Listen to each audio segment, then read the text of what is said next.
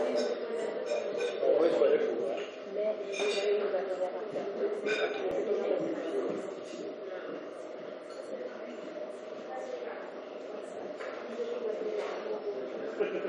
En même temps, c'est de l'unidirectionnel. Je pense que ça peut être.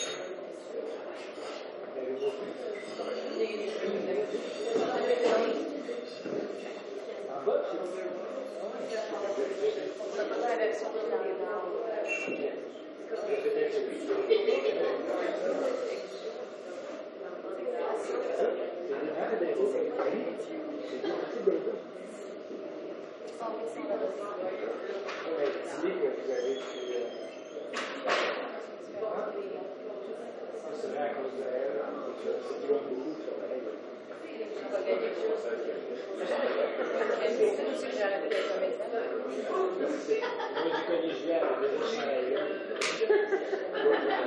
Je l'ai acheté en Colombie-Britannique.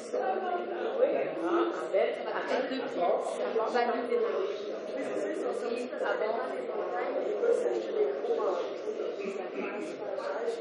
Je suis allée au panier, je voulais acheter un gros chandail et un coup de vent. Ça m'a coûté 7 $. Ils sont partis avec 200 pièces de matériel. J'étais comme. Non, je voulais avoir l'air belle. Hein?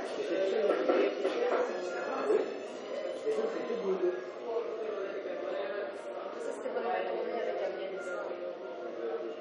C'était comme moi.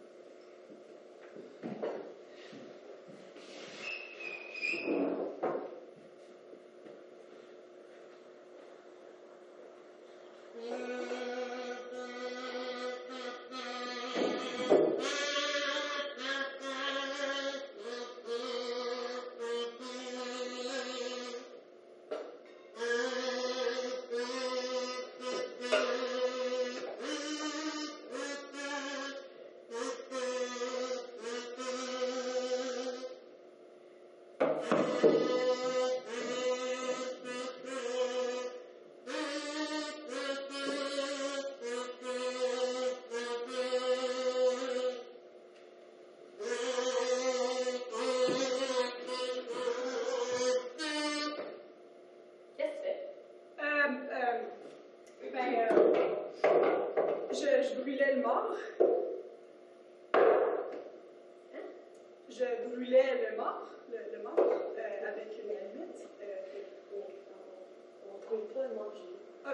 commençait pas par la fin pour leur expliquer à tout le monde comment c'est venu, puis là... Ah, T'allais-tu vraiment mettre le feu? ouais. T'allais-tu vraiment pour mettre le feu quand on là? Ben non, voyons donc! Je m'excuse tout le monde. Allô? Bonjour. Alors, moi c'est Lauriane Laurier. Bienvenue.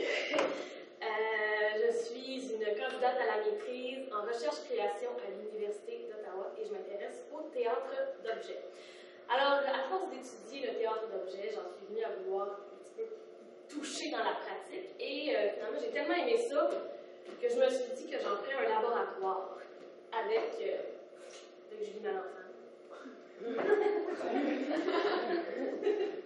Donc, ce labo-là va éventuellement donner lieu à un spectacle beaucoup plus abouti, un produit fini. En ce moment, ce qu'on présente à chaque soir change, c'est jamais pareil. On ajoute des choses, on perfectionne des choses, on en enlève quand ça fonctionne moins, ce qui fait qu'éventuellement, on va vraiment arriver à un produit beaucoup plus final que ce qu'on a maintenant.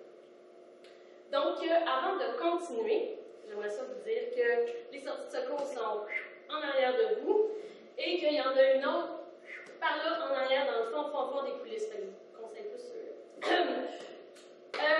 éteigner téléphone cellulaire, tablette, pagette pour ceux qui ne sont pas encore en 2013 avec nous, des montres qui font du bruit, n'importe quoi qui peut faire du bruit. Et bon, sortez bonbons, gomme, etc. Pour le bien de la représentation, on a décidé de garder le bar ouvert. Alors, si à un certain point vous n'en pouvez plus, n'hésitez pas d'aller prendre un petit break au bar, commander quelque chose. Tant que c'est pas quelque chose qui fait du bruit, parce que ça va déranger. Alors, voilà. Donc, quand on a décidé de faire ce théâtre d'objets, on s'est dit qu'il nous fallait un texte. Mais là, on ne trouvait pas trop de texte qui allait bien avec du théâtre d'objets, qui nous inspirait. Ça fait qu'on a décidé de garder ça simple, puis on s'est dit, on va revenir aux sources. Donc, on a choisi l'Iliade. On se disait, on va garder ça simple, pas trop compliqué, ça va être ça. Sauf que là, en étudiant un petit peu plus l'Iliade, on s'est rendu compte que c'était peut-être pas si facile que ça. Je veux dire, c'est vraiment pas comme le film, finalement. Donc, il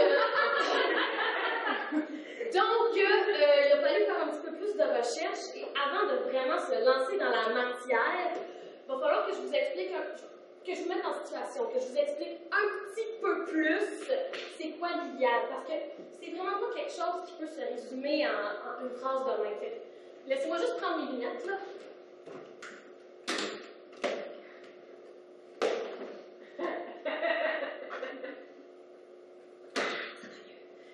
OK.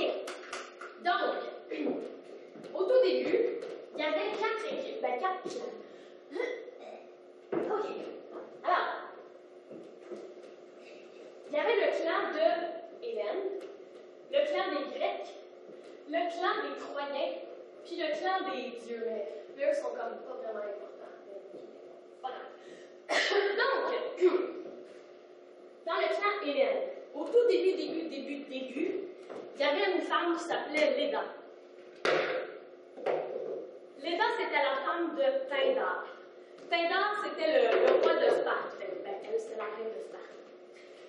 Et puis un jour, il y a un dieu, Zeus plus particulièrement, qui est descendu sur Terre déguisé sous la forme d'un animal, plus précisément un cygne. Quack!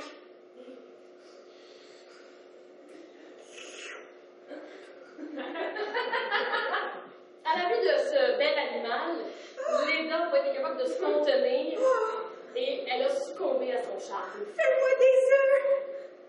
OK.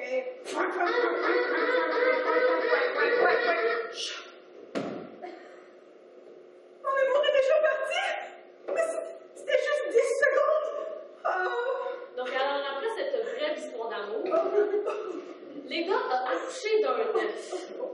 Mais pas un petit, comme un œuf, là. Mais un gros, comme tellement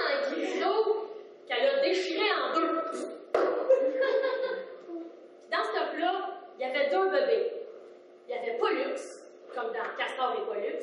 Puis il y avait Hélène, comme dans Hélène de Troie. Puis c'est ça.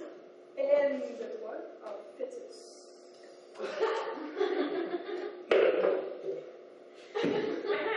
Donc c'est ça. Hélène s'est mise à grandir, puis en grandissant, elle s'est mise à être de plus en plus squelette maintenant.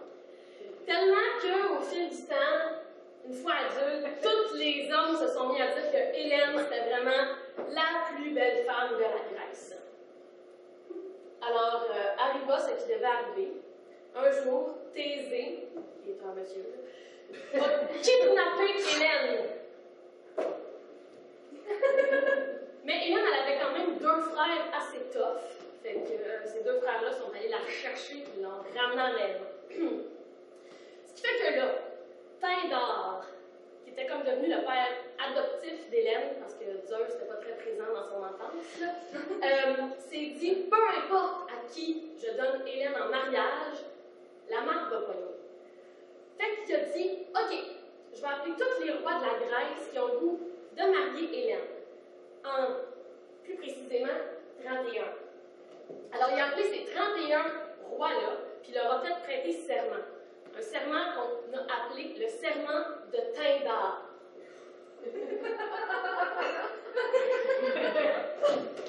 Ce serment-là, bon, c'est un petit peu compliqué. On va y aller lentement. Ça faisait en sorte que, peu importe à qui Tyndare donnait Hélène en mariage, toutes les autres qui avaient prêté serment, si un jour Hélène se faisait kidnapper, il allait devoir aller aider le mari d'Hélène à aller la rechercher et à la ramener à la maison. OK.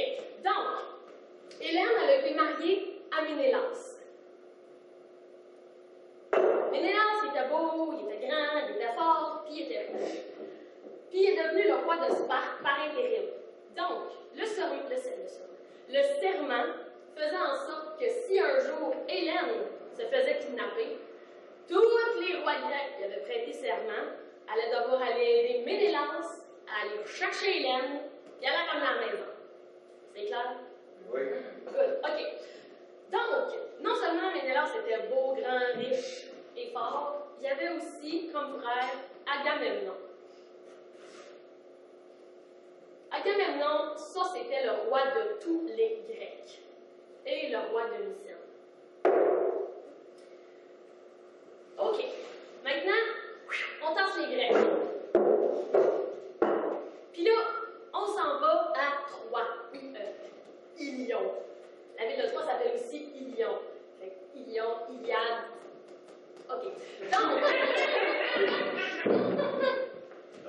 à Ilion ou Troie, il y avait un roi qui s'appelait Priam. Priam, il y avait beaucoup de fils et de filles. Puis, il y avait aussi une femme qui s'appelait Hécube.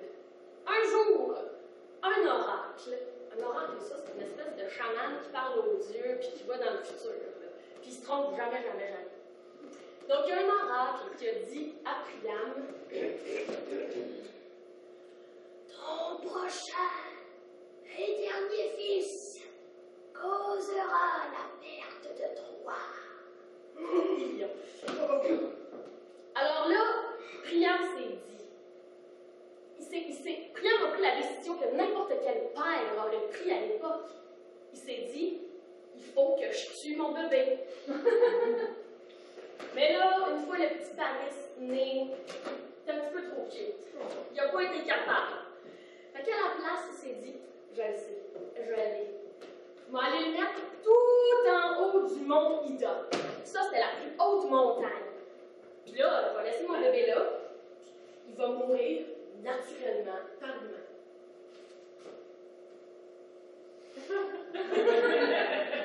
Ce que Priam ne savait pas, c'est que tout en haut du mont Ida, il y avait des bergers et des troupeaux de moutons.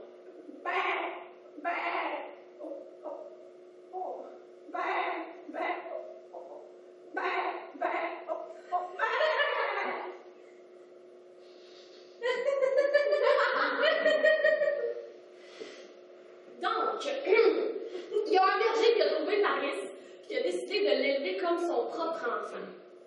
OK, là, on peut mettre Troie de côté. Puis là, on s'en va chez les dieux.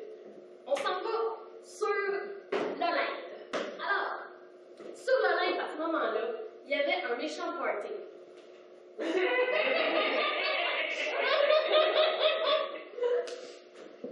C'était le mariage de Thétis et Pélée.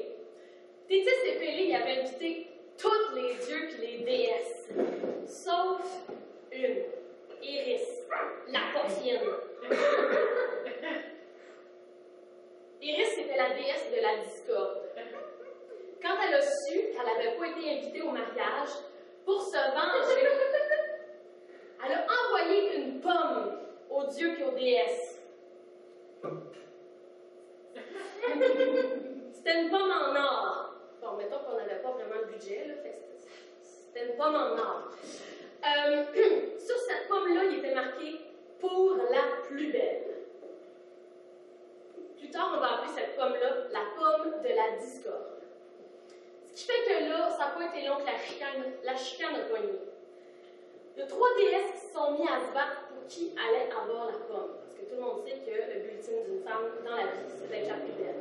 Donc, il y a Aphrodite.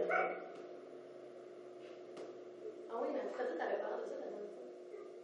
Ok, Aphrodite, Héra et Athéna qui se sont mis à se battre pour la pomme. Donc là, ça se crêpait le chignon, ça se tirait les cheveux, ça se bitchait à droite et à gauche, tellement que Zeus, à un moment donné, a fait là, ça va faire. Fait qu'il a dit, vous trois là, vous allez aller en haut du mont Ida, vous allez aller voir Paris, vous allez aller lui demander laquelle de vous trois est la plus belle, puis ce sera ça.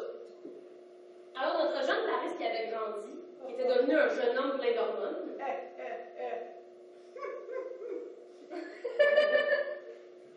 ne savait pas trop laquelle des trois choisir. Alors, Aphrodite, la sournoise, elle a fait une deal avec Paris. Elle a dit, Paris, si tu me choisis, je vais m'arranger pour que la plus belle femme de la Grèce tombe en amour avec toi. Fait que Paris, plein d'hormones, a dit oui. Et Aphrodite est partie avec la pomme. Alors là, les années ont passé. Paris a grandi. Il est devenu le beau, le grand Paris, prince troyen. Priam est allé le rechercher sur le mont Ida. Il l'a ramené à Troie. Il a dit, correct, tu peux être un prince, là, tout est beau. Et les années ont passé jusqu'à ce qu'un jour, Paris soit envoyé comme émissaire chez les Grecs. Plus précisément, à Sparte. Une fois rendu là, c'est là qu'il a rencontré Hélène, la plus belle femme de la Grèce.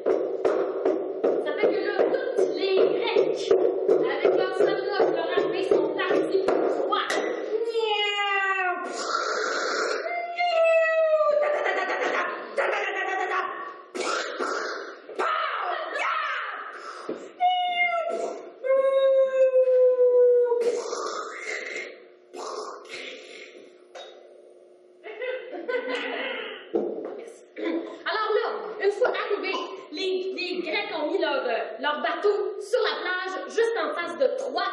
Ils ont sorti leurs soldats et ont commencé à se battre. Fait que là, oh, il y avait des Troyens, il y avait des Grecs qui mouraient, ça avait du bon sang, ça volait partout, il y avait du sang.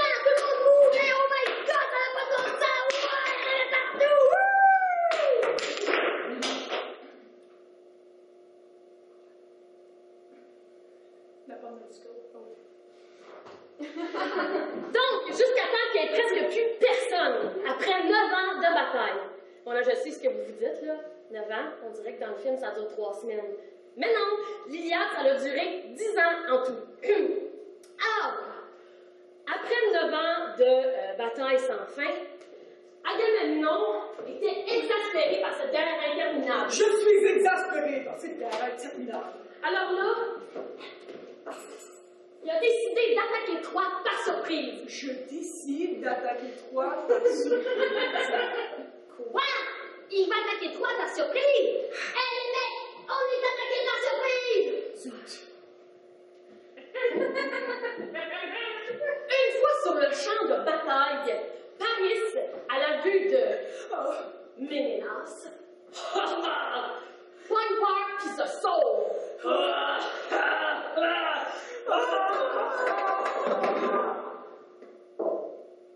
Ce fut bref. Sauf que là, Hector, le frère de Paris, le prince troyen, le beau, le grand, le fort, le héros Hector, dit à son frère, Paris, misérable, tu fais honte à ta race et à toi-même. Tu recules devant l'homme de qui tu as ravi la femme. Nous couvriras-tu encore plus de honte en refusant de te battre pour la guerre que tu as toi-même commencée? Hector, Oui. tu as raison.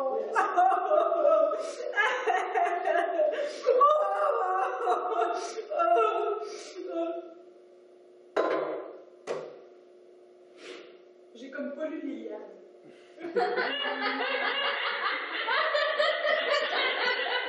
J'ai pas lu l'Iliade, je l'ai emprunté, je l'ai ramené chez moi, je l'ai ouvert, j'ai fait non merci, je l'ai retenu dans la biblio, je l'ai pas lu.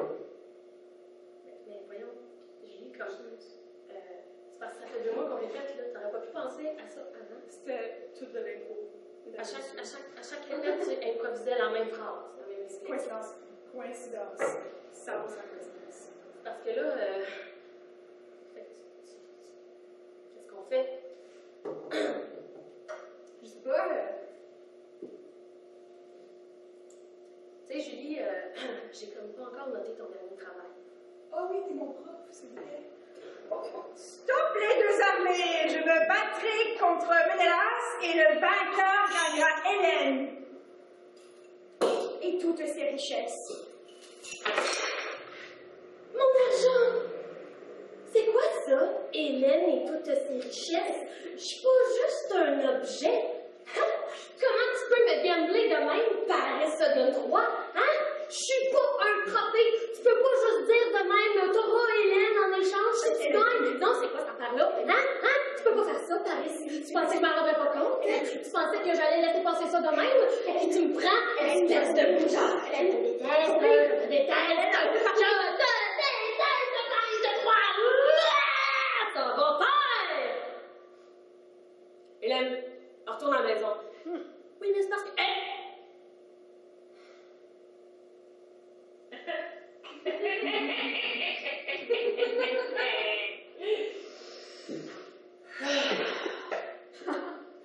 Paris! Ménélas! Paraîtrait que vous voulez me défier en duel. Justement, j'ai construit un champ de bataille dans mon semi-sous-sol. Ah oui? Oui, tu dois voir ça, mon homme, j'ai tout refait les planches bois près.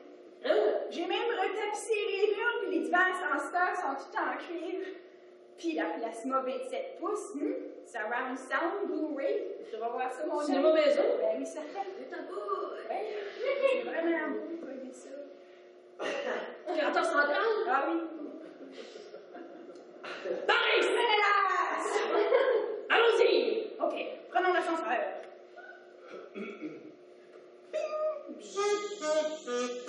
Aïe.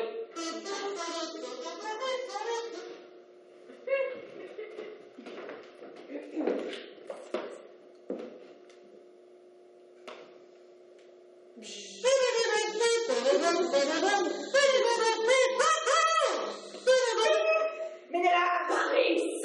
Déterminons qui se battra le premier. Soit, procédons par la façon la plus noble. Bien. Un instant. Voilà.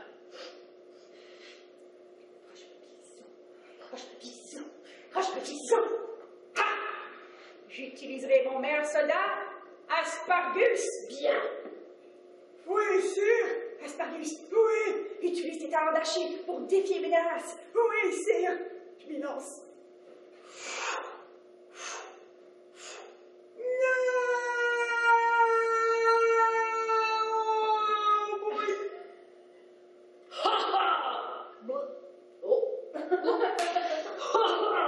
Je n'en ai fait qu'une bouchée de votre asparagus. J'appelle mon meilleur soldat, Prius. Oui! Prius, fais tes prières et rends la Grèce fière. Ok. Attention, Romaine, je m'y lance.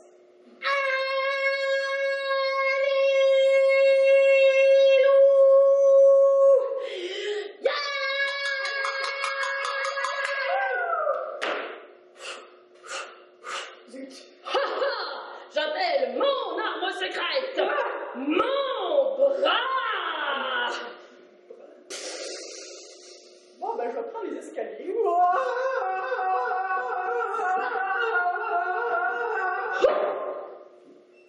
Paris.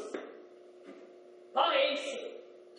Mais quelle est cette arme secrète qui le rend invisible? Paris.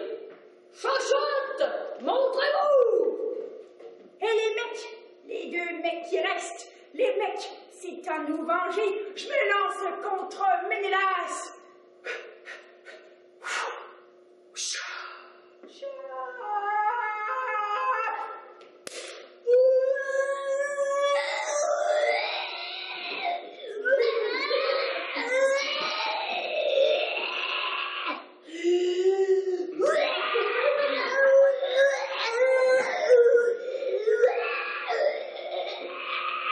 Il est mort.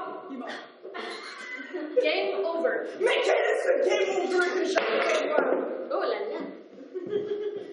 Est-ce mon frère Ménélas dans le semi-sous-sol de Paris? Je dois m'y rendre en prenant l'ascenseur.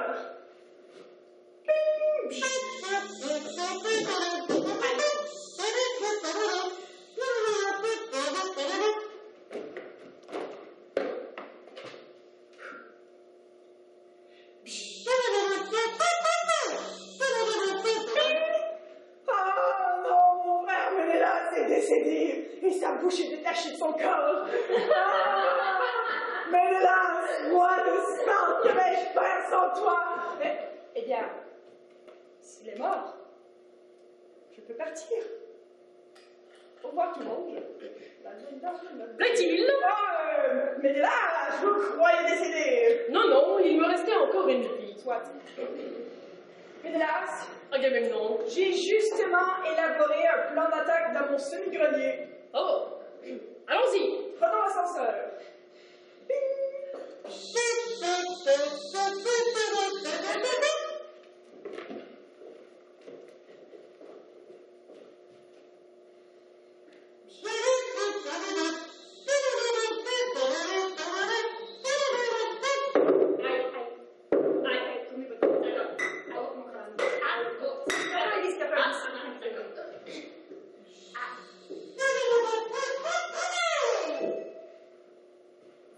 Pendant ce temps, au palais à Troie.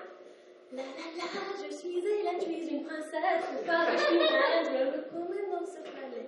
La la la, je suis la plus belle parce qu'Aphrodite l'a dit. Je suis un roi, c'est bon aussi. Hélène Chnikov, Nourrice, Hélène Chnikov, Palinski, Stanislavski, Tchekhov, Garoche la chienne. que dis-tu, nourrice? Paris s'est enfui du champ de bataille où il se battait pour mon honneur contre mon premier mari, Ménélas, le beau, le grand, qui m'a fait des enfants. Et maintenant, il se cache dans le palais, dans notre chambre nuptiale, où il veut que j'aille le rejoindre pour y goûter au doux plaisir de l'amour. Da? Va, nourrice. Ok.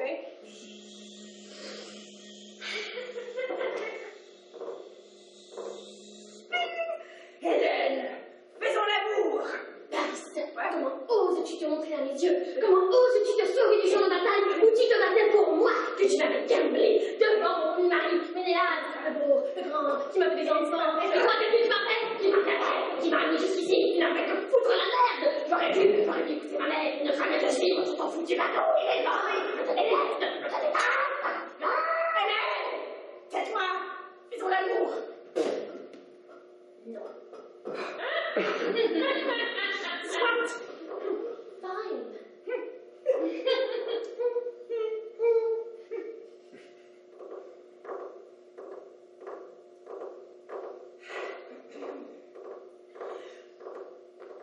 Hélène?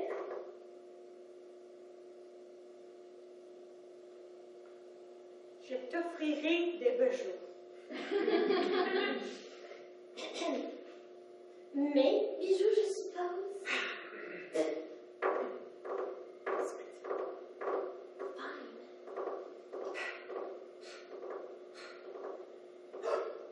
Hélène, je t'offrirai un chevron.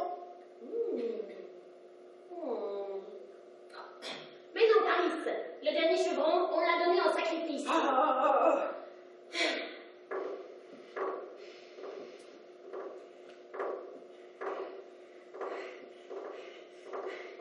Hélène, je te chanterai du rock voisine. Oui, allons-y. Faisons l'amour. Hélène,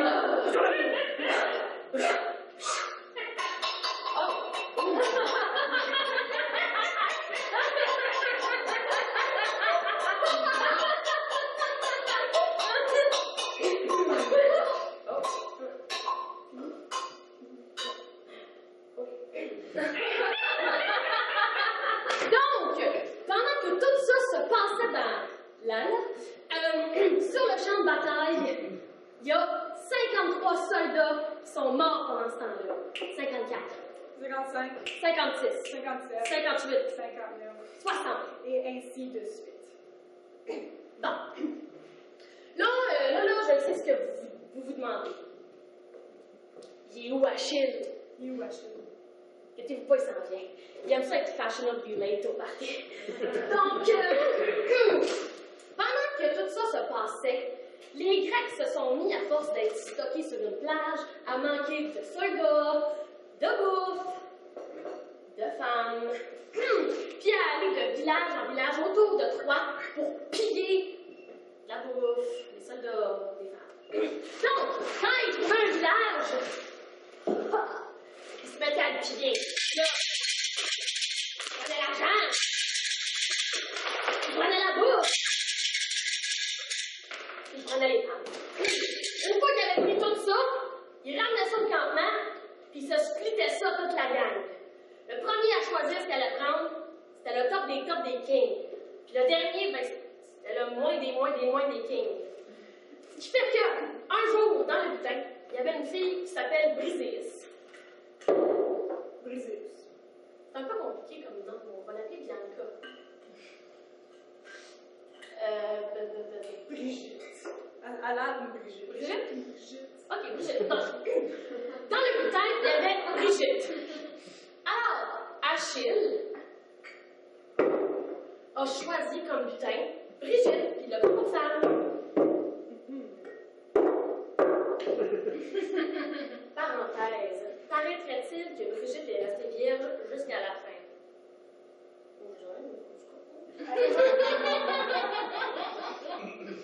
Dans le butin, il y avait aussi Chrysis.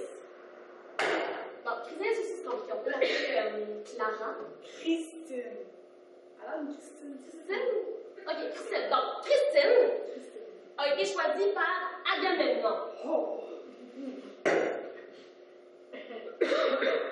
Alors là, un jour, il y a un vieux monsieur qui débarque au campement des Grecs. Puis il demande à voir Agamemnon. J'aimerais voir Agamemnon. On m'appelle? Oui. Agamemnon, Oui. redonne-moi ma fille et je te couvrirai de richesses. Qui est votre fille? Christine. Non. Christine. Non, pas Christine. Oui, Christine. Quand vous dites richesse, de quoi voulez-vous dire? Eh bien, je veux dire, lifetime supply de pâté chinois. Et massage par la masseuse locale. Elle est jolie. C'est ma nièce. Bon.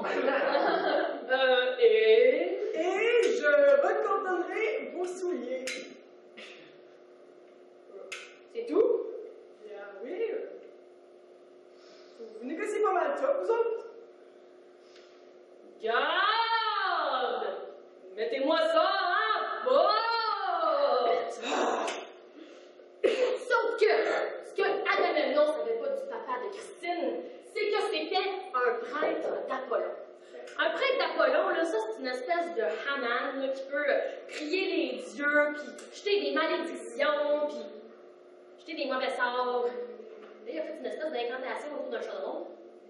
Puis il a demandé à Apollon que tous les soldats grecs meurent jusqu'à temps qu'on lui redonne sa fille Christine. C'est beau. OK. Fait que là, un après un, j'en ai juste un million, tous les Grecs se sont mis à mourir. Tellement qu'un jour, Agamemnon fait devenir Calchas. Calchas, ça, c'était l'oracle des Grecs. Un oracle, je l'ai déjà dit, c'est une espèce de chaman qui voit dans le futur, puis qui parle aux dieux, puis qui se trompe jamais. Ce qui fait qu'Agamemnon l'a fait venir, puis il a dit Calchas, Oui. pourquoi les Grecs se meurent-ils? Eh bien, Agamemnon, c'est assez simple. Ah oui? Vous avez refusé de redonner Christine à son père. Il a été Christophe. Il a prié les dieux, il a semé la malédiction, c'est tout. Il redonne Christine, malédiction. Vous voulez dire... Vous voulez dire qu'il a jeté un sort aux Grecs et que je dois redonner Christine si je veux que cela cesse? Oui, en effet.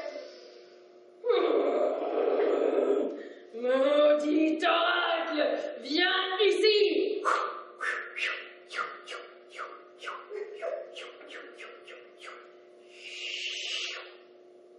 Achille, que faites-vous? J'ai promis de protéger Calchas au péril de ma vie. Quand ça, vous avez fait cette deal-là? Tu sais, là, tout à l'heure, quand ils portaient mes pantalons, là. Oui, c'est ça, bon. Alors, vous ne pouvez pas toucher à Calchas. On va. Bien. Alors, je rends Christine. Mais puisque tu t'opposes à moi, Achille, je m'empare de Brigitte. Brigitte. Oui, c'est moi, je t'embrasse. Non, je m'empare de toi. Non, pas Brigitte, pas ma vierge. Oui. C'est mon cover. Vous pouvez pas me prendre Brigitte. Eh bien, Achille, je suis le roi des Grecs, j'ai le droit de faire ce que je veux, même prendre Brigitte la Vierge. Bien. Puisque c'est comme ça, moi et toute mon armée de myrmidons refusons de nous battre pour vous, sale grec. Ah, soit. On n'a même pas besoin de toi pour tes Grecs, tes myrmidons. Eloise! Fine! Donc là, Achille et toute sa trollée de myrmidons sont retournés jusque à leur bateau. Tu as l'endroit? Oui, bateau! Donc, une fois rendu sur le bateau, Achille s'est mis à parler avec son meilleur ami. Ah, quelque chose que non. S'est mis à parler avec son gros guillemet, meilleur ami, gros guillemet, Patrocle. Mettons qu'ils couchaient un petit peu ensemble. Alors, Patrocle dit à Achille, Achille, tes décisions sont fatales. Les Grecs meurent à vue d'œil comme des mouches. Achille, j'ai un plan. J'enfile ton armure et ton casque. Je me présente sur le champ de bataille. Les Troyens se sauvent à la vue de moi. Et on gagne. donc, si je résume bien, tu prends mon casque, tu vas te battre, Oui. il pense que c'est moi, et je te sauve, on gagne. C'est tout? Oui. On le fait. Il n'en est pas question, il est trop précieux. Achille, pense aux conséquences. Je m'en fiche, de toute façon, Agamemnon, c'est un pas fin. Ah. Si c'est comme ça, je te souhaite bonne nuit. Oui, c'est ça, j'arrive.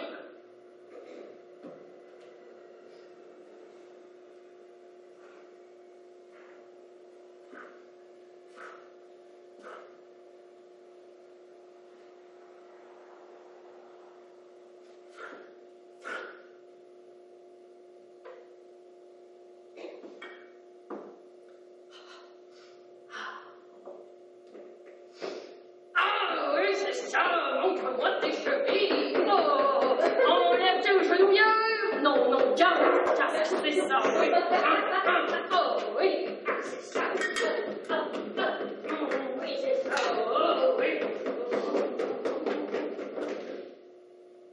Agis! J'espère que c'est important. Mon casque!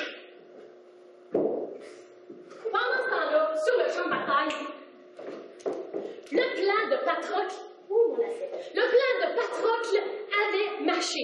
À la vue de ce qu'il pensait qu'il était Achille, les deux Grecs, les deux Troyens qui restaient se sont sauvés. Sauf un! Hector. Hector, lui, était tellement fort, c'était tellement un grand guerrier, que c'était le seul de toute la tralée de Troyens qui avait encore une chance de battre Achille. Ça fait que quand il a vu Achille sur le champ de bataille... Non, c'est Patrocle. Oh! Oui, mais il pensait que c'était Achille. Ok, continuons. Bon, quand il a vu celui qui pensait qu'il était Achille sur le champ de bataille, il a dit... Achille! Hector! Non, Hector! Je te défie en duel! Soit, je t'assignerai le premier coup. Yeah! Oh, je t'assène le deuxième coup! Wow! Regarde la face, j'assène le troisième coup. Yeah! Oh, avec ma bouche, je t'assène le quatrième coup! Ah, fatalité!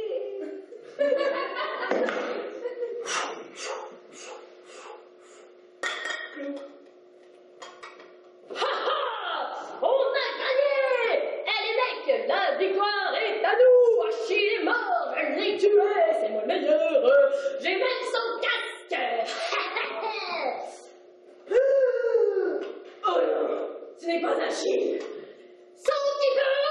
Tout à croire! Nous sommes perdus!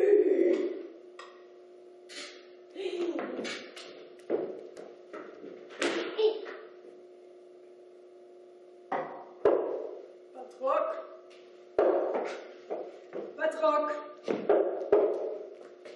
Patrocle? Oh, oui. Ok.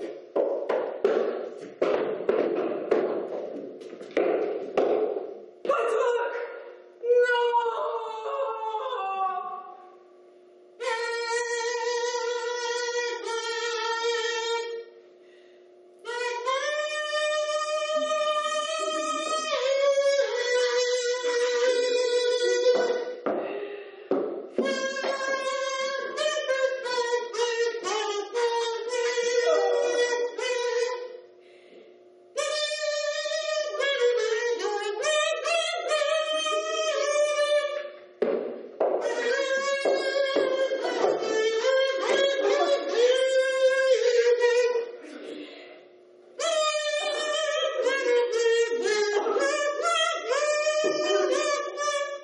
Patrocle, dis quelque chose en venir!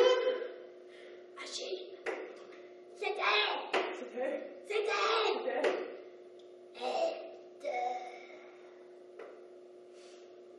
C'était Hector.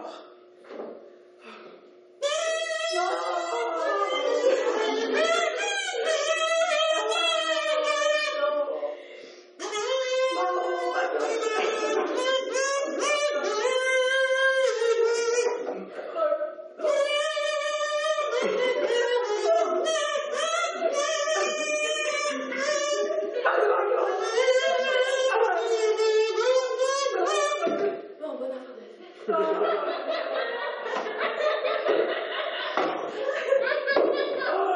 Alors là, Achille était fou de douleur par la mort de Patrocle. Il se pouvait plus. Patrocle est décédé. Mais là, à un moment donné, il s'est ressaisi et il a repris courage. Il s'est ressaisi, il a repris courage.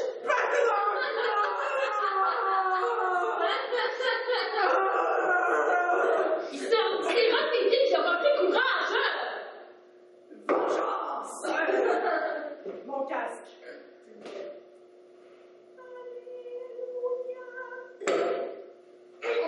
Donc là, il s'est mis à marcher jusqu'à Troie. Puis là, rendu à Troie,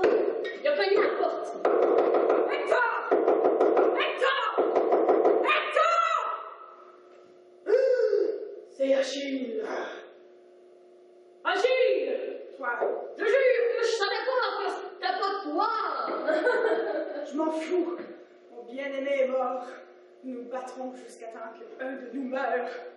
N'aurait-il pas une autre façon de s'arranger? Descends si tu as l'honneur, Hector.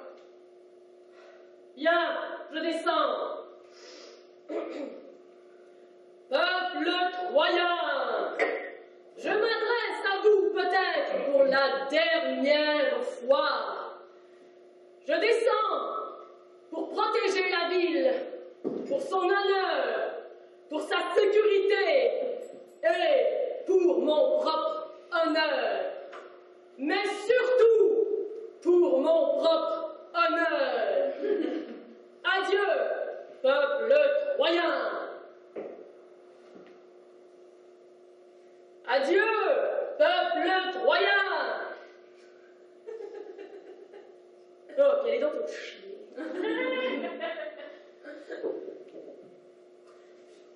Alors, bienvenue à ce match en 3 rounds qui confronte grec et troyen.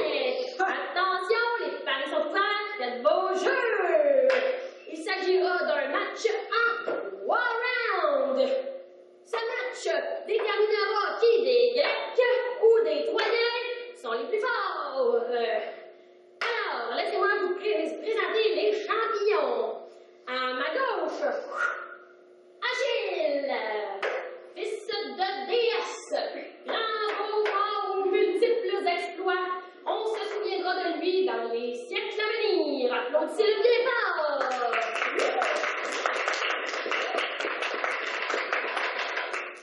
À ma droite, Hector, un petit peu moins hot et un petit peu moins nice que Achille, mais paraîtrait qu'il fait une méchante bonne sauce à spag. Applaudissez-le bien fort.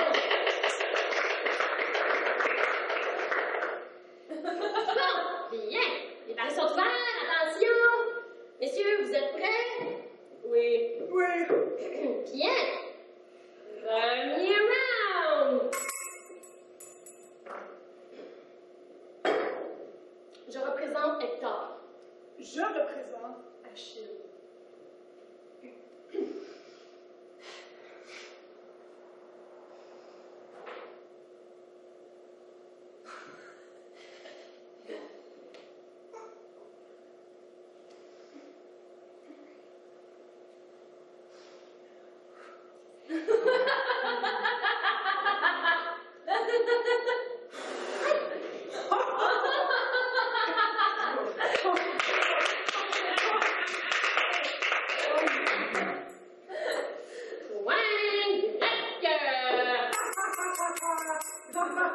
C'est maintenant 1-0 pour les Grecs. Attention, messieurs, vous êtes prêts? Oui. Oui. Deuxième round. Attends, je vais prendre une gorgée d'eau, j'ai soif. OK.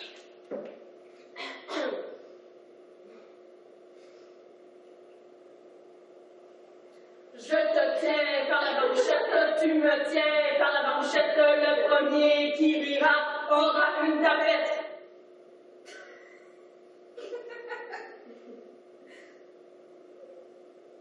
Qu'est-ce que tu fais? Arrête! Arrête! Ah!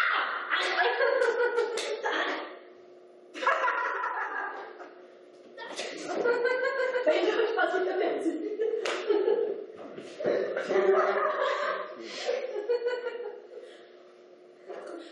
Point troyen. C'est maintenant 1-1. Grec troyen. Excusez-moi. Alors, nous voici au dernier round, celui qui déterminera lequel des Grecs et des Troyens est le meilleur. Attention. Troisième round.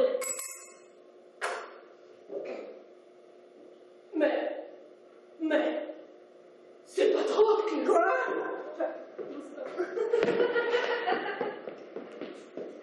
C'est une fille d'assiette.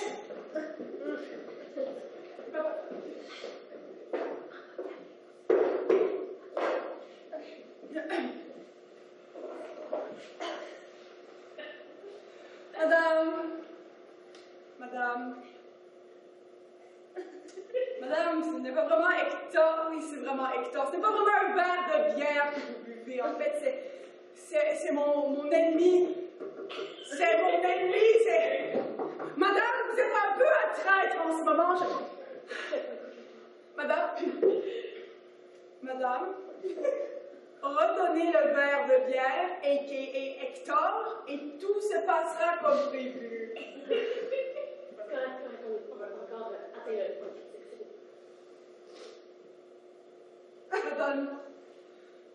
Madame, je ne crois pas que vous compreniez comment la situation est grave. Redonnez mon ennemi maintenant, madame!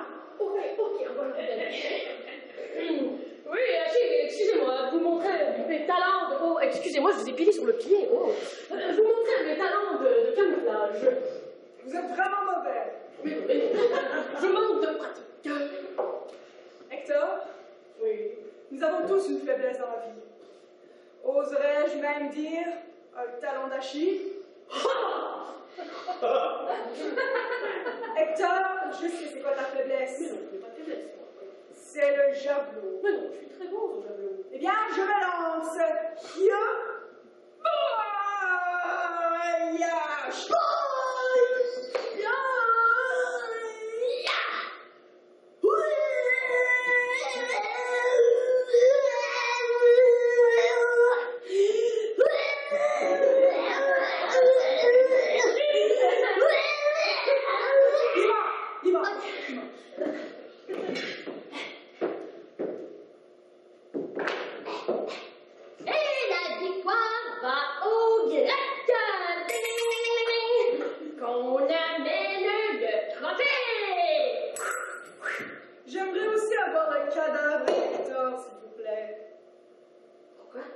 L'accrocher après mon char. Tu veux pas dire le trophée? Non, le trophée et le corps d'Hector. C'est un peu dégueulasse, ça va comme traîner dans le sang pis tout, pis là, on va perdre des bouts. C'est un fétiche, je peux juste attacher.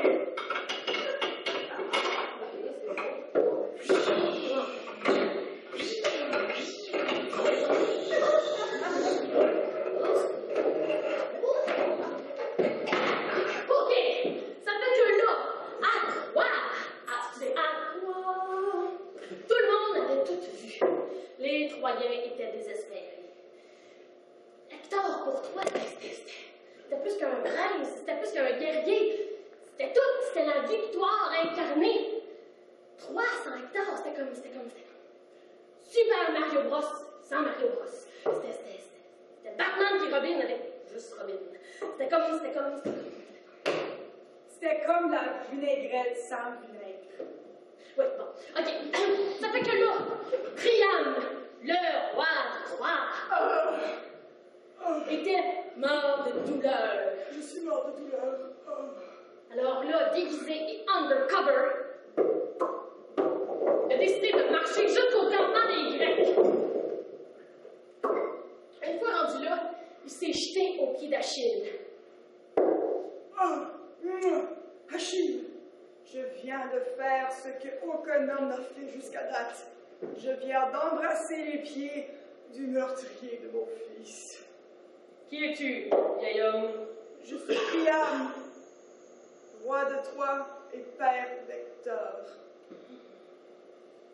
Il t'en a valu du courage et du guts pour venir jusqu'ici. Oui. Que me veux-tu? Bien, Achille, redonne-moi le corps de mon fils pour que je puisse l'enterrer selon les mœurs grecques. Puisque j'admire tant ton courage, vieil homme, j'accepte de te redonner le corps d'Hector. Merci. Le petit pamoché, mais bon. Qu'on amène le corps d'Hector!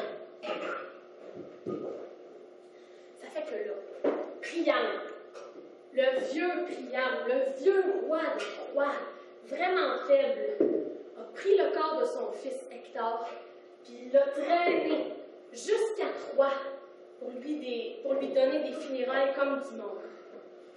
Dans ce temps-là, quand quelqu'un mourait, on le mettait en haut d'un grand bûcher, on le mettait en feu, Puis ensuite, on enterrait ses cendres.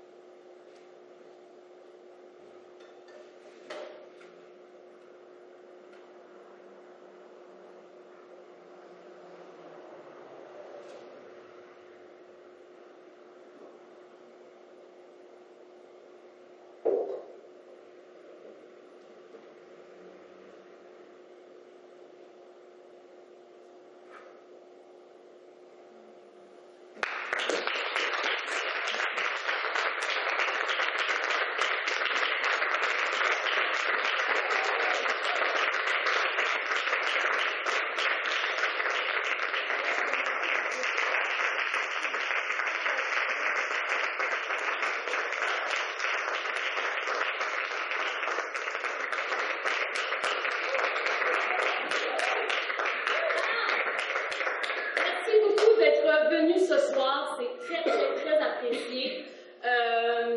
N'hésitez pas à rester des nôtres, à prendre un verre, à jaser un peu. Le café chaud est ouvert jusqu'à forever. Si jamais vous avez aimé ça un peu, n'hésitez pas à aller en parler vos amis, vos chums, vos blondes, votre famille, etc., vos collègues de travail. On est ici jusqu'à samedi prochain. Donc, sur ce, merci beaucoup d'avoir été là et bonne soirée.